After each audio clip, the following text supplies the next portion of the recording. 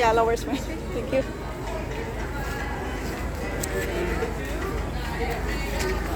Thank you.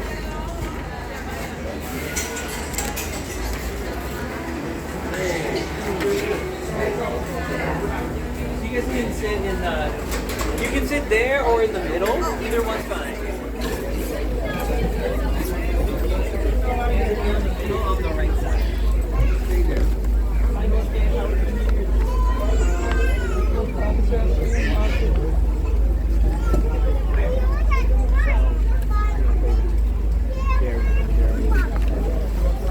En la palma.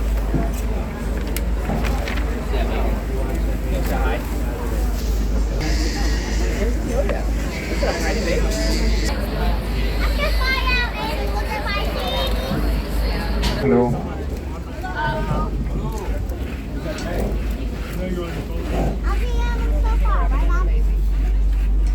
Hi guys, can you hear me okay? Alrighty, welcome aboard. Welcome to the world famous San Diego Zoo. My name is Jorge. I'm going to be your driver and I'm going to be your tour guide. We're going to be together for about 35 to 40 minutes. And throughout the time together, I'm going to be telling you about the San Diego Zoo Wildlife Alliance. You know guys, we have two doors. We have the San Diego Zoo where we are right now, but we also have the Safari Park or sister facility. Together we are a non-profit conservation organization. So every visit goes a very long way. Every time you come here, you help us further our efforts. We also want to thank you, our members. If you're a member, thank you so much for your continuing support. You know, the San Diego Zoo is working around the world. We have 8 different areas. We call them conservation hubs. And we work with the animals, the plants, and we also work with the local community. Our goal is to have a world where life can thrive. Guys, if you look ahead of us, we have a canyon. We're going to be going down, so I'm going to ask you to please buckle your seatbelts. Just kidding, we don't have seatbelts. We're going to be getting really close to the plants. We're going to be passing buildings and other vehicles very close by. So I need your help. Please keep all items. Please keep all body parts inside the bus at all times. Have both of your feet on the floor of the bus. But then, when we go really slow, or if we get into a stop, I do not mind if you stand up. Just please grab onto one of the railings to be safe, alright? If you look all around us, we have beautiful plants that are representing the Asian Conservation Hub. That is one of the areas where we work with the sun bear, we work with the orangutans, but our flagship species is going to be the tigers, and that's going to be the first habitat coming up on your right hand side. But I'm going to be very honest with you, the tigers for me is one of the most difficult animals to see on the tour, so I'm going to need your help. You have more eyes and you have better views than I do. So as we move forward in just a little bit, look on your right hand side. If you see a tiger, please raise your hands. Let's see, help me out. If you see a tiger, raise your hands. I don't see one right. But you know what, as we move forward, leaving the habitat, maybe you want to look over your right shoulder on the very top right side of the habitat. Sometimes they like to be there. Seems like people are looking that way. So let's start moving forward. I do have a question for you.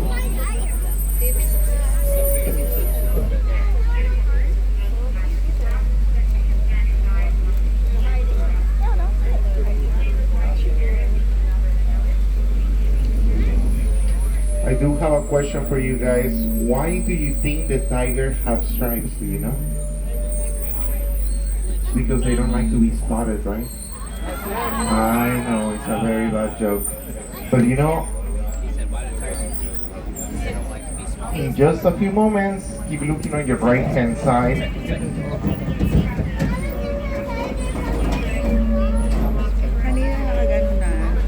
We have the habitat for the okapis and the habitat for the river hippopotamus. I would just suggest that you start looking in the water. The river hippopotamus is going to spend most of the day underwater. And They do this for a couple of reasons. They're going to go underwater because they can conserve energy. Any blood, it just happens to be red, and this substance hardens, serving as a sunscreen. Now, if you look in the very beginning of the habitat, on the very top, there is an okapi. So you may be able to see an okapi as well. Super interesting animal, one of my favorites. They look like they put many animals together, they form the okapi. You know, even though they have the striped legs that may remind you of a zebra, they are the closest living relative to the giraffes. So if you look close at the okapi, they have ossicones, little horns on top of the head, just like the giraffes, and their tongue is going to be very similar. It's long and with dark coloration that helps them protect it from the sun. And moving forward, we get to our first multi-species habitat. Here at the San Diego Zoo, we have many multi-species habitats. Here we have two different species of monkeys. We have the spot-nosed wenen, and we also have the Alan swamp monkeys. Now, you know, if you look in the habitat, you may notice that there's many different platforms. And the platforms are going to be connected by the ropes. So the monkeys, they need to cross the rope to get to the next platform. But as they do this, they don't want to fall down, so they need to gain balance, right? They're going to be using their tails, moving back and forward, and that way exercising muscles that they would have in the wild. So great and rich experience for them. The area to your right hand side is called the Lost Forest because many people get lost. But I don't want you to get lost. So if you look on your right hand side, there is a map locator with the number 15. And those numbers correspond to a number in your map. It helps you know where you are at the zoo. 15 is by the flamingos. Look on your left hand side, we have the greater flamingos are going to be the Spix gazelle and the lesser kudu. So right next to them, the Spix gazelle is the small one with the black horizontal stripe, and the lesser kudus, those are going to be the ones with the white vertical stripes.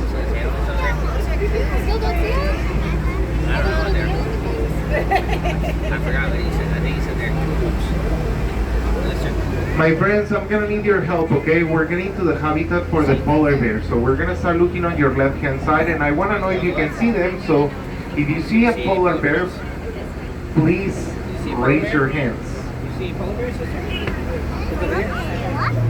So if you have eyes on a polar bear, raise both of your hands and move them around. Let me know you can see them. I don't see them right now. We do have a second viewing point, so this is what we're gonna do. The buck 80 years ago was the rarest animal in the world. They were hunted almost to extinction, but at graded zoos around the world, the local authorities and the private sector started breeding programs. And nowadays, from only having 17, we have more than 1,700, so no longer critically endangered. It goes to show that everybody working together, we can save species. On your right, we have a geronuk, but on your left, we have the polar bears. So, if you look on your left-hand side, you may be able to see two of the polar bears. At least two, I see. We have a total of 3 of them. They have been rescued as orphans in the wild. They have been a very important part for the conservation of the species. And at the very end of the hill, the adorable Chaco peccary. They come from a region in South America, sharing the family of the javelinas. You know guys, another really good way that you can move around the zoo is going to be the Skyfari on your left hand side. The Skyfari is also included on your one-day pass admission and on your memberships. It will get you from the back of the zoo all the way to the front in about 5 minutes, and it gives you bird's eye views. Now, if you're looking for adventures on your right-hand side, the 4D theater. Ooh, guys, look on your left. At the very end, on top of the rocks, you may see a mountain lion. So, if you look on top of the rock in the back, all the way to the end, there is a mountain lion. We have 2 of them. Their names are Sierra and Tahoe. Mountain lions, I'm happy to say that they're not an endangered species. However, we still monitor them because they are a really good indicator for the health of the ecosystem. One of the animals with the most amount of names because they live in a very large area all the way from Alaska to Chile in South America. So every country, every city, every town name them differently. They're also known as cougars, pumas, panthers, león de montaña. Yeah, me too.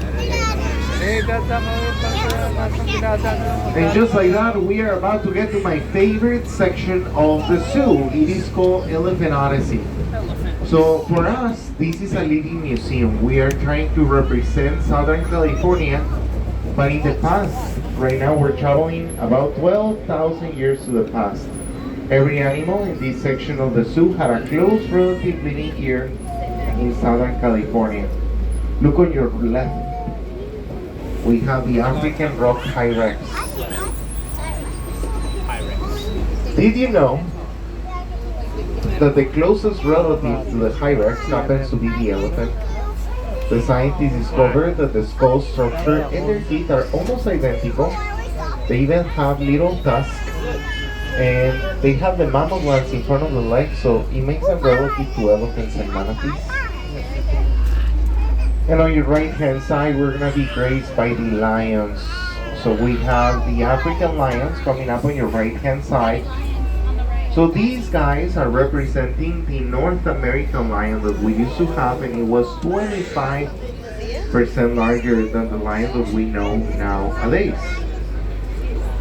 The lion, just like the tiger, the jaguars, and all of the big cats are considered to be crepuscular animals. And this fancy word only means that they're most active at sunrise and sunset. So during the day, like right now, what they do is that they lay down, they go to sleep and conserve energy. They sleep for about 18 to 20 hours a day. One of my favorite things to do here at the San Diego Zoo, guys, is to come hear them roar. Yeah, I think it's a beautiful experience. Now, if you know what you're listening for, you can hear them all the way to the parking lot because the roar travels up to 3 miles. His name is Ernest, by the way. And we do have a female. I haven't seen her. Her name is Miss Ellen. And the next habitat is another habitat for a big cat. We're going to be looking for the jaguar. But jaguars are solitary animals, so we only have one of them. Her name is Nindiri. So we're gonna start looking on the right hand side. She camouflages really well, so just keep your eyes open.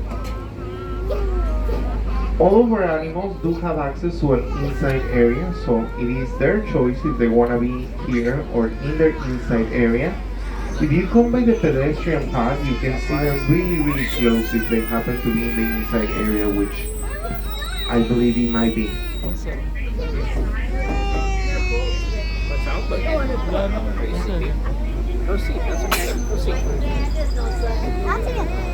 We might start looking at elephants, okay? So habitat for elephants is coming up on your right hand side. I do see my first 3 elephants. They're all the way in front of us. However, right about now is the habitat for the capybaras, and recently we had baby capybaras. So look on your right hand side. We're gonna be looking for the capybara, which is the largest rodent in the world. We also have the tapirs with them.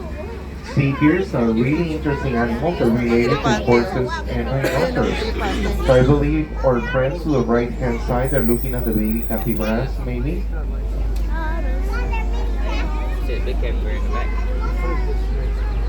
And we can see the boys now. We can see the male African elephants coming up on your right hand side in front of us. In total, right now we have 4 elephants. And all 4 of them are going to be African elephants. 3 of them are males. These are the boys. Their names are Sansu, Nipo, and Mosi. You know, guys, elephants, they live in matriarchy. That means that the females are going to be the leaders of the herd. But when the males, they come to an age where they want to reproduce, then the females kick them out or they leave on their own in order to find new mates in other herds. And they form these groups or batches. So we have 3 males living together right now.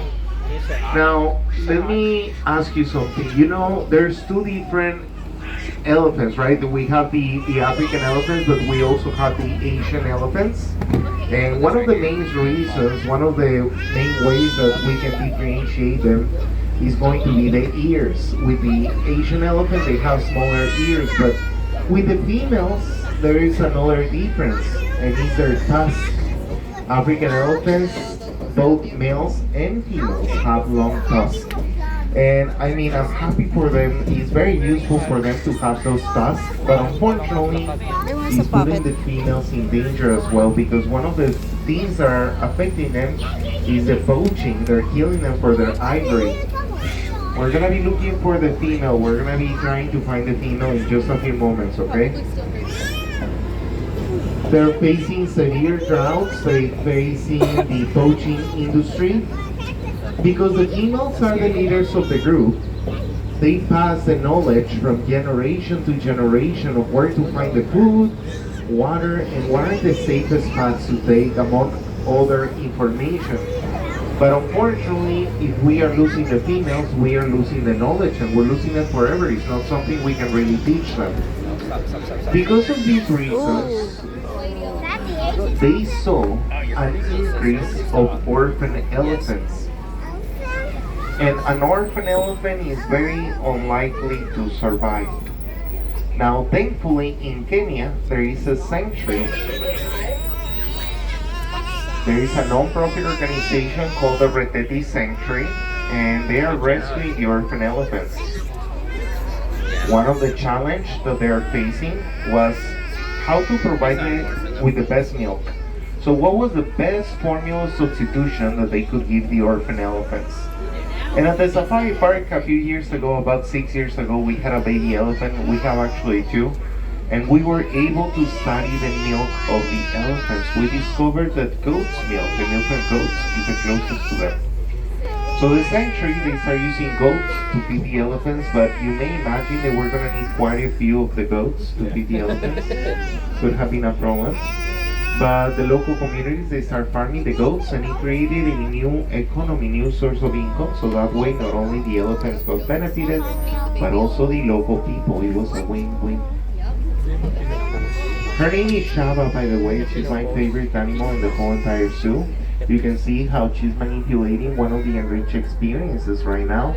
So those objects contain some of their food, and if you see the object, sometimes they are tricky to manipulate. So the elephants are going to be kept physically and mentally active. It's part of the welfare for the elephants. Sometimes we want to take a little souvenir from the San Diego Zoo, and I have a suggestion for you. At the gift shop, there's something called the poo-poo paper. So it is paper made out of recycled elephant poop. It doesn't smell, it comes unscented. Some people say it's not the best. I always say that it's for sure number 2. And the proceeds goes back to the orphan elephants in Kenya. We got lucky with the elephant guys, and right next to them we're going to be passing the camels. So we have the camel that only have one hump, and it is called the dromedary camel. These guys can storage lipids, they storage fat in the hump, and that way they can metabolize the fat to supply for hydration or for energy as they need. They can go about a week with no water. When they get to a source of water, they can drink up to 40 gallons in one sitting. Now, I do want to remind you that Elephant Honesty is representing Southern California. The Pacific Southwest is one of the hubs of conservation. Unfortunately, it is the area with the most amount of endangered species in the continental United States. So we really gotta be working here at home, right? I'm gonna tell you the story of the California condors. My friends, look on the right hand side in the wings. Do you think it's gonna fly for us? This is the largest bird in California. There you go. Look at the wingspan. That wingspan is between 8 to 9 feet long. Just so you have an idea, this bus is 8 feet from left to right. So if the California condor was to be inside the bus and opening the wings, they'll stick out a little bit. They are really important animals because they eat carrion, they eat dead carcasses in the wild, so they help us keep the wild clean and they prevent diseases from spreading. Here he comes. He's flying, sister, he's flying. You know, in the 1980s, the California condors were about to be, they were having problems with nitrate trash. They were eating trash, feeding it to them. They were not able to survive. They were having problems with pesticides like DDT and lead poisoning. So we knew we had to do something, and in collaboration with the LA Zoo and local authorities, we collected all of the condors. But the problem is that they only found 22 of them, which is a very low number. And out of the 22, only 15 of them could breed. So we set them up by the safari park in a breeding facility that they call the Condominium. And since then, we have hatched more than 550 California condors. Half of them are already flying in the wilds and reproducing. We're doing well. But you know, one of the ways we can help them out, we can become allies for them, is by simply not throwing trash on the ground, because when we throw the trash on the ground, it was divided by 6 different ecosystems. The first ecosystem is called the Kopi. And a long time ago, it used to be an area with a lot of volcanic activity, so it created rocks, and these rocks provide shelter for many prey animals.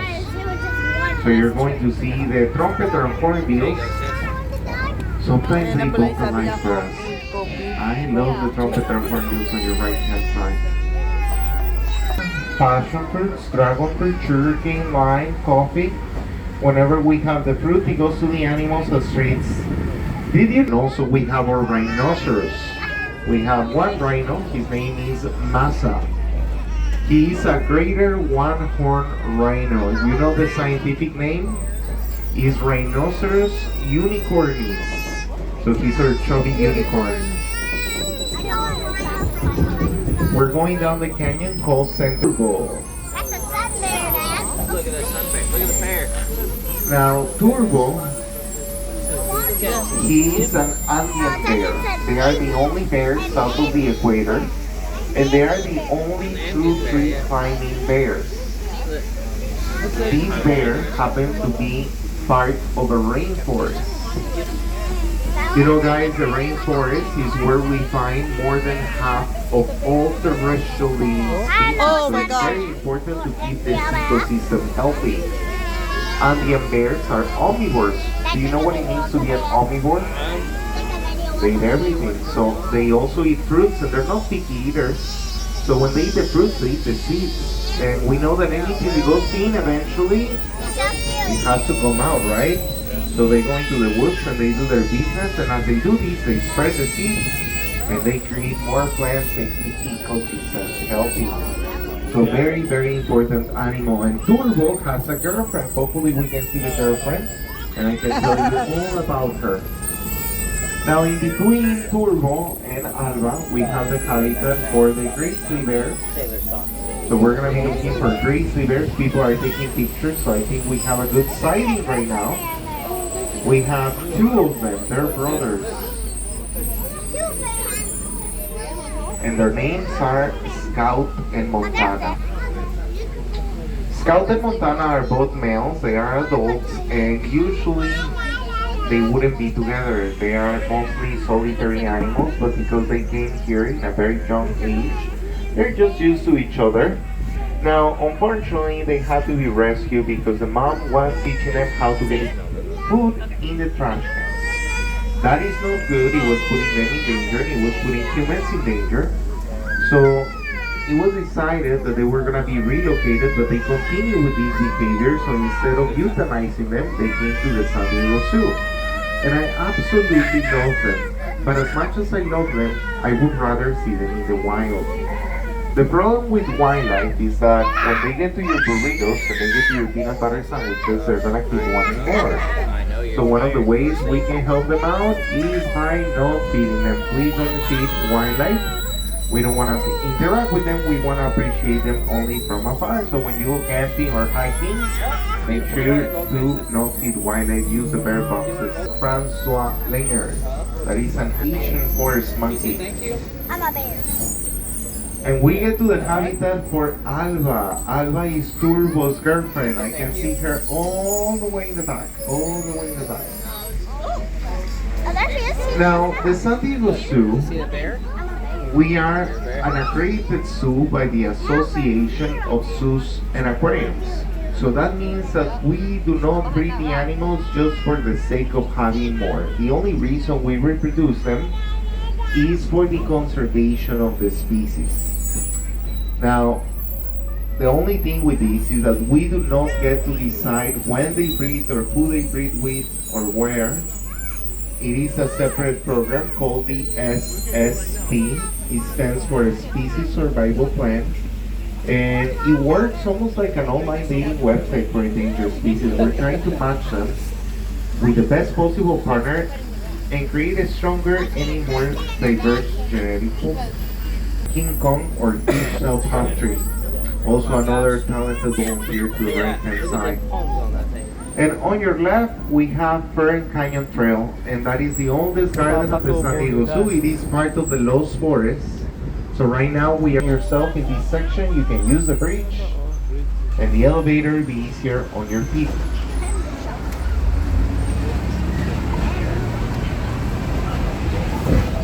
We're gonna be going up African Rocks. We're gonna be passing the habitat for the penguin. It is a look here. You just walking back and forth. And now we're leaving Africa, we're going all the way to Australia. So this one provides for a lot of energy. But on top of that, they happen to be toxic. They contain a toxin that the koalas can process, but it takes a lot of energy, so it makes them groggy and they sleep for about 20 to 22 hours a day. The koala, they got declared endangered. Unfortunately, wildfires truly affected them, so it's very important to have a backup, a healthy population, so we can help them in case of catastrophes. But they're not placental mammals, they are marsupial mammals. So one of the characteristics for marsupials is that they have a little pouch. Just like the kangaroos, koalas have a pouch where the baby goes when they're born. And when a baby koala is born, they're going to be very small. They're the size of a gummy bear or a jelly bean. They go into the pouch, they finish develop there.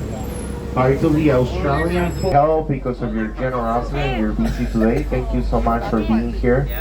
I do want to remind you that even when you go home, wherever you go home, you can still be allies for wildlife. You can consume sustainably, avoid throwing any trash on the ground, and please don't feed wildlife. That way we can become allies for them.